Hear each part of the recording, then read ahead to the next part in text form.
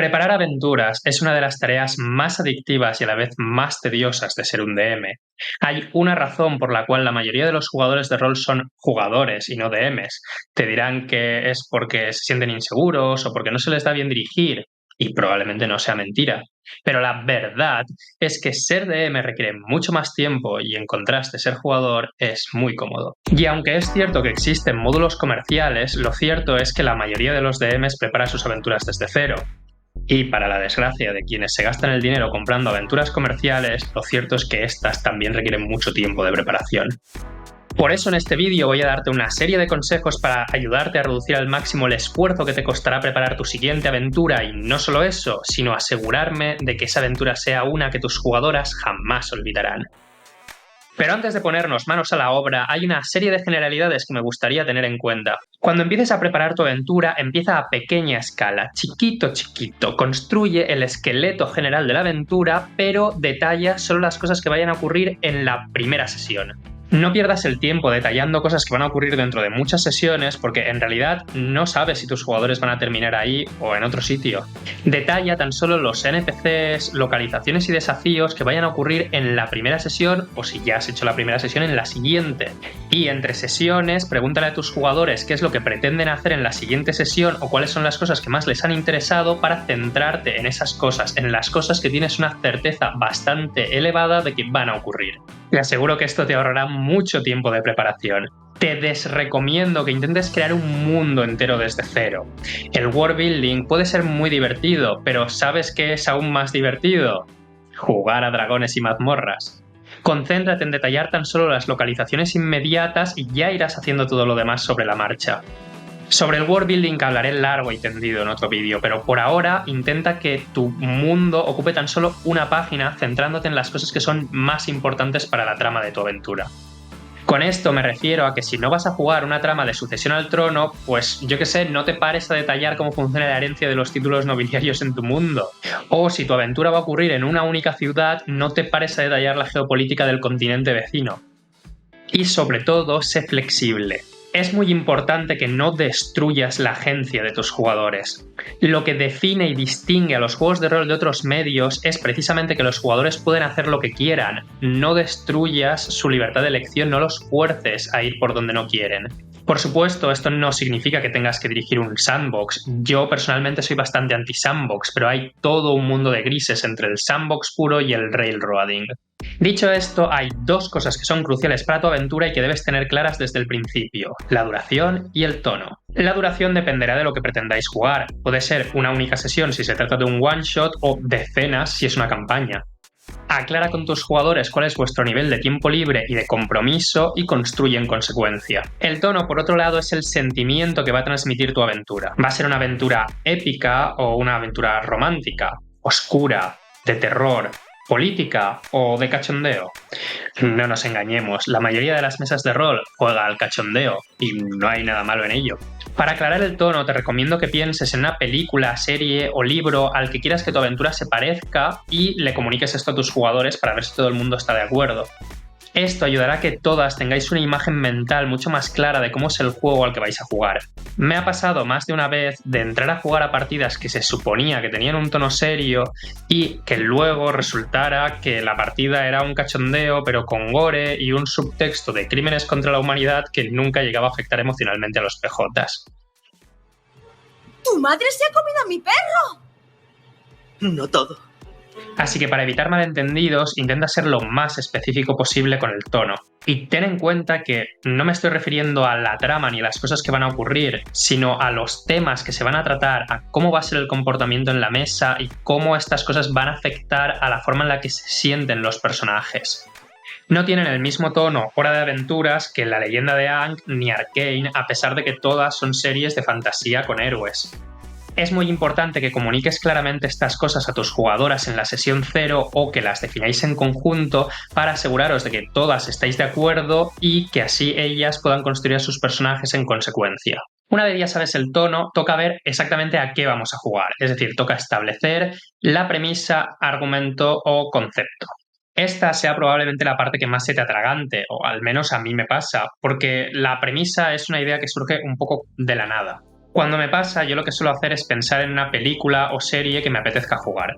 Quizás te apetezca jugar a Piratas del Caribe, o a ninjas en plan Naruto, a Academia de Superhéroes como Boku no Hero, o a Academia de Magia en plan Harry Potter.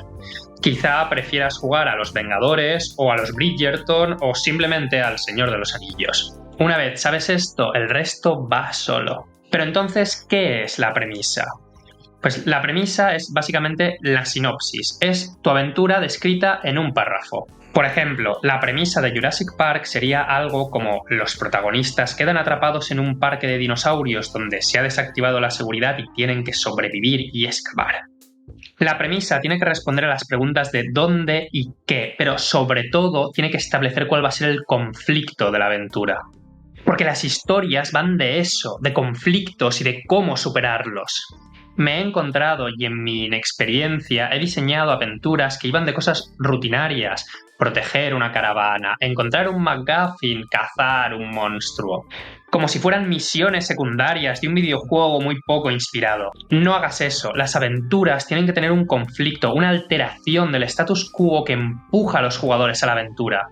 El conflicto puede ser previo a que empiece la aventura, presentarse in media res o ir presentándose de forma espaciada y poco a poco a lo largo de las primeras sesiones. Pero elijas la forma de presentar lo que elijas, la cual tendrá que ir en función del ritmo de la aventura, tiene que haber un conflicto. Por ejemplo, pongamos la clásica aventura de proteger la caravana. En vez de hacer un trayecto de proteger a la caravana con un grupo de bandidos que ataca en mitad del camino, puedes hacer que la caravana se pierda por el mundo feérico y que los jugadores tengan que encontrar la forma de salir. O, por ejemplo, que el mercader que los ha contratado resulta que en secreto está siendo perseguido por una organización de asesinos que ahora no solo van a intentar acabar con la vida del mercader, sino también con la de los jugadores. El conflicto puede tener una gran escala como salvar el mundo, pero también pueden ser cosas mundanas como conocer a tus suegros o sobrevivir a un naufragio. Incluso puede ser algo positivo como, por ejemplo, que tu crush te invite a salir. All right. Then it's a date.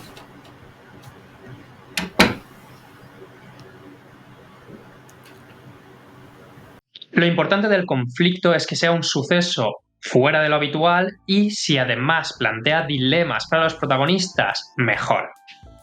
Una vez tienes la premisa y el conflicto principal, la trama es el arte de hacer que las cosas se vuelvan personales, porque las historias que contamos los seres humanos no van de nigromantes, dragones, naves espaciales ni viajes en el tiempo, van de personas. Por lo tanto, el siguiente paso lógico para construir nuestra aventura es contratar el casting. Y un pequeño inciso que me gustaría hacer aquí es que quizás a ti te funcione mejor pasar directamente a hacer la trama y luego hacer los personajes, pero en mi proceso creativo yo suelo preferir hacer primero los personajes y luego construir la trama a partir de estos. Dicho esto, los personajes son la parte más importante de tu aventura, porque la gente ama las historias por sus personajes, no por su world building, coherencia narrativa ni todo lo demás. Que tampoco te digo que descuides todo lo demás, no me malinterpretes, tan solo ten claro que si tus personajes fallan, todo lo demás no va a ser capaz de sostener tu historia por sí solo. Por supuesto que como DM tienes un control limitado sobre esto, dado que no vas a ser tú quien diseña los protagonistas, sino que van a ser los jugadores, pero para eso está la sesión 0, para que ayudes y orientes sobre todo a los jugadores más novatos en esta tarea. Y siempre puedes recomendarles este vídeo súper interesante que hizo un chaval súper guapo de YouTube para crear personajes en D&D. Además, que no seas tú quien crea los protagonistas no significa que no tengas que darle cariño a los NPCs, sobre todo si tu historia tiene un villano. No obstante, hay algo que no traté en ese vídeo, pero que tú como DM sí que tienes que tener en cuenta a la hora de hacer una aventura, y es cuál va a ser el propósito en la historia de cada personaje. Todos los NPCs, o al menos aquellos que pierdas el tiempo detallando, tienen que tener algún propósito en la historia, idealmente estar vinculados de alguna forma con el conflicto principal. Por ejemplo, siguiendo con el ejemplo de Jurassic Park, sabemos que los protagonistas van a terminar en una isla con dinosaurios. Bien, pues necesitaremos al empresario imbécil que se cree un dios, al ingeniero muy ingeniero que también se cree un dios, porque estos dos son los principales responsables de crear la isla. Y luego, pues, podríamos hacer que el fallo en los sistemas de seguridad fuera un accidente, pero si es algo provocado por un empleado descontento y espionaje entre empresas, mejor. Luego metemos a un tipo duro para que se lo coman los dinosaurios y a una víctima con la que los jugadores empaticen y que quieran proteger, aumentando así la tensión por si muere. En este caso, los dos nietos de Hammond, que sirven para humanizar a uno de los villanos y conectan con uno de los conflictos personales de la pareja protagonista, la paternidad. Y con esto ya tendríamos el casting. Nada nos impide más adelante meter a más actores o pulir los que ya tenemos, pero por ahora con esto podemos ir tirando. Si en vez de Jurassic Park nuestra historia fuera Juego de Tronos, pues necesitaríamos a un elenco de aspirantes al trono, cada uno representante de alguna casa de la alta nobleza. Si fuera una partida de investigación, necesitaríamos a una lista de sospechosos y al clásico policía incompetente que permite lucirse a nuestros protagonistas. Y aquí te recomiendo no pasarte. No te pongas a detallar a los 12 hijos, 7 primos y 400 sobrinos de cada casa noble, porque no son necesarios. Detalla solo los personajes que van a ser importantes para la trama. Antes de continuar con el vídeo, me gustaría pedirte que si te está gustando, no te olvides de machacar los botones, porque eso me hace muy feliz y me ayuda a seguir motivado con este proyecto. Y además, si me dejas en los comentarios cuál ha sido el personaje que hayas hecho que más te ha gustado o el que hayas visto en partida que más impresión haya dejado para ti, ya 10 de 10. Y el último punto, esta vez sí que sí, antes de pasar a la trama, es montar el escenario. Si juegas en una ambientación que ya está hecha, pues ese trabajo que te ahorras, pero si pretendes definir la tuya propia, de nuevo, igual que ocurre con los personajes, ten en cuenta que la ambientación tiene que cumplir un propósito para con la historia. No te pares a detallar cosas que no van a ser relevantes para la trama o que no van a tener importancia. Como ya he dicho antes, céntrate en las localizaciones relevantes. Si la sesión va a empezar en la capital, en la taberna y luego van a ir a Palacio y finalmente van a explorar una dungeon cercana, pues haz un mapa general de la ciudad y los alrededores y luego define esos 3 lugares. No pierdas el tiempo con más cosas. Prepárate una descripción para cada localización, anótate las cosas que se pueden hacer en cada una de ellas o los personajes con los que se pueden encontrar y ya está.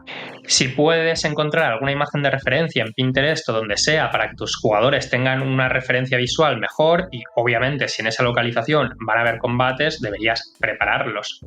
Afortunadamente para ti tengo una serie de vídeos sobre cómo preparar combates que seguro que te resultan muy útiles en esta tarea. Y ahora sí que ya tenemos nuestra premisa, nuestro conflicto, nuestros actores y nuestro escenario, podemos construir la trama. Para hacer la trama lo que vamos a hacer es decidir cómo queremos que empiece nuestra aventura, cómo va a proseguir y cómo queremos que termine. Pero, y esto es muy importante, lo único que vamos a hacer es un esquema. Y esto es muy importante porque no queremos caer en el railroading, no queremos llevar a nuestros jugadores por un camino ya preestablecido que tienen que seguir sí o sí. Tenemos que ser flexibles con los eventos que van a ocurrir en nuestra historia. Por supuesto que esto no nos impide tener una serie de sucesos preestablecidos que vayan a ocurrir sí o sí, pero siempre con cuidado y siempre siendo flexibles en el cómo se llega hasta esos sucesos, en todas las cosas que pasan en medio.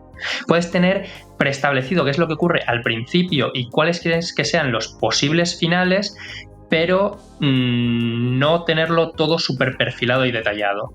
A mí me gusta ver las tramas como aquello que ocurriría si los jugadores no hicieran nada. Pero claro, los jugadores están ahí y van a hacer cosas. Y esto es lo que diferencia las partidas de rol de la escritura de libros. Por eso no tienes que escribir un libro, tienes que preparar un esquema de las cosas que pueden ocurrir o que probablemente ocurran. Definir la trama es importante porque es lo que da cohesión a la historia, es lo que nos permite hacer planting de sucesos futuros y es lo que nos permite presentar plot twists que no se sientan como eventos aleatorios surgidos de la nada. Pero ya está, no es más que eso, es una herramienta que tienes tú como DM para que tu historia sea más coherente y esté mejor presentada. Puedes y debes explayarte en los detalles durante el inicio de la aventura, durante el gancho inicial, pero conforme la aventura va progresando, va alejándose del inicio, tu control como DM tiene que ir diluyéndose. Digamos que tienes mucho control durante el primer arco, pero ya a partir del segundo y el tercero ya deberías ir soltando cable. En el ejemplo de Jurassic Park, tú tienes mucho control sobre el inicio de la aventura, el gancho, cómo Hammond invita a los distintos científicos que serían los protagonistas de la historia a ir a la isla, la presentación inicial que les hace, cómo empieza el tour y todo eso, pero en el momento en el que se va la seguridad del complejo y tienen que sobrevivir, ahí ya tiene que reinar el caos. Lo siguiente que tienes que anotarte, y aquí hago énfasis en anotarte, no detallar, son cuáles van a ser las sorpresas, plot twists y puntos de inflexión en la trama. Por ejemplo, que la seguridad se vaya del complejo, eso no es algo que pueda no ocurrir. Siempre teniendo en cuenta que si va a haber una revelación, como que, por ejemplo, uno de los NPCs aliados resulte ser un traidor, deberías hacer plantings de ello antes de que ocurra la revelación para que no se sienta como un diabolus ex machina y tus jugadores no quieran volver a jugar contigo. Por último, vamos a detallar cuál sería el final de la historia si los jugadores no hicieran absolutamente nada. Y esto es muy importante porque una trama va principalmente de promesas y recompensas, lo que se conoce como planting y payoff. Y esto es muy importante porque es aquello que hace que una trama se sienta viva y entrelazada y no una serie de sucesos aleatorios. A lo largo de la aventura tienes que ir sembrando pistas de lo que va a ocurrir. Pero esto no es algo malo, no es un spoiler. Esto, al contrario, es lo que hace que la trama se sienta cohesionada. Es lo que hace que aumente la tensión y la emoción de la historia. Si las cosas ocurren porque sí, si no se ha hecho un planting adecuado de ellas, se sienten muchas veces aleatorias y esto es muy insatisfactorio. Y por supuesto, no te olvides de vincular la trama tanto a las habilidades como a los trasfondos de tus protagonistas. Por ejemplo, si uno de los personajes protagonistas es un rogue, pues deberías intentar meter algún escenario o algún arco en el que sus habilidades de subterfugio sean especialmente relevantes para la historia. O si tienes a un mago, pues lo mismo con sus conocimientos arcanos. Y por supuesto, intenta vincular de alguna manera el trasfondo de los jugadores tanto a la trama como al conflicto principal, de la forma que sea. Aunque debo mencionar que aquí yo personalmente creo que esto no debería ser trabajo exclusivo del DM, sino que los jugadores durante la creación de su personaje también deberían facilitar o implicarse en esto dentro de lo posible. También ten en cuenta que las historias pueden y suelen tener varias tramas paralelas ocurriendo a la vez, influenciándose las unas a las otras. La clásica que a todo el mundo le gusta es la trama de salvar el mundo y la subtrama romántica. Y hasta aquí el vídeo sobre las bases de cómo crear aventuras. Ten en cuenta que este es el primer vídeo de una nueva sección del canal en la que pretendo hablar más en detalle de cosas que en este vídeo se han tocado solo de forma superficial. Así que estate al tanto y no te pierdas los próximos vídeos. Un saludo y hasta la próxima.